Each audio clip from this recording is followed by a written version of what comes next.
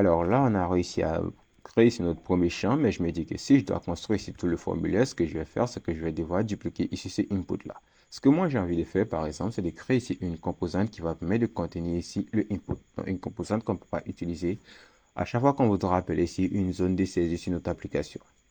Donc, c'est ce que je vais faire. Je vais aller au niveau de mon dossier component, le dossier component qui est ici.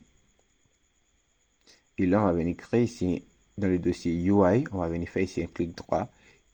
Et on va venir créer une nouvelle composante qu'on va appeler pour le moment. Donc, je me demande si ça sera nécessaire. Oui.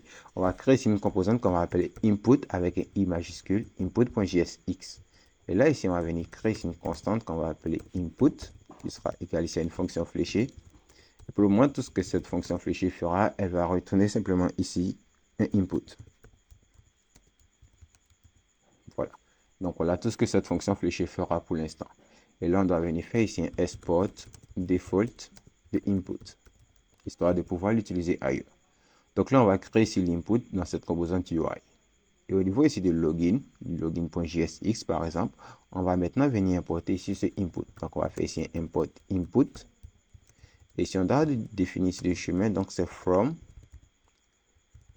Et là, c'est component UI input.jsx. Et si au lieu d'utiliser ici ce input classique qu'on a mis, on peut appeler ici le input qu'on vient d'appeler. Donc, ce input qu'on vient de créer, cette composante input qu'on vient de créer, on peut le mettre à la place ici du input classique.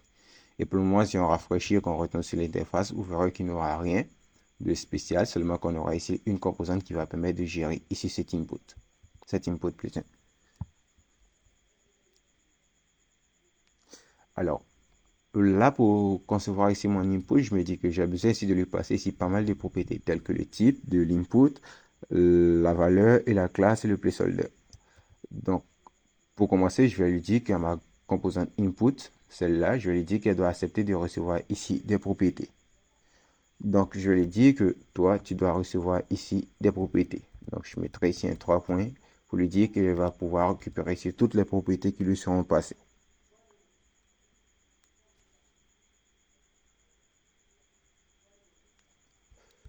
Et ici, au niveau de ce input classique que j'ai appelé, je peux lui dire que là, maintenant, on va vouloir déverser ici toutes les propriétés au niveau ici de cet input.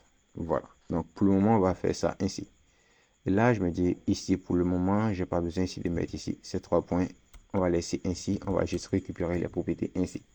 Donc, on récupère les propriétés et on déverse toutes les propriétés sur la input directement. Donc, c'est comme si on lui passera ici l'idée, il va venir se mettre ici automatiquement. Donc, ce que je vais faire au niveau de login.jsx, là où j'appelle ici cette input, je vais devoir lui passer ici des propriétés. Je pourrais lui passer par exemple ici le placeholder. Et là, les propriétés que vous lui passez, ça doit être ici des propriétés qui sont connues ici des inputs classiques de HTML.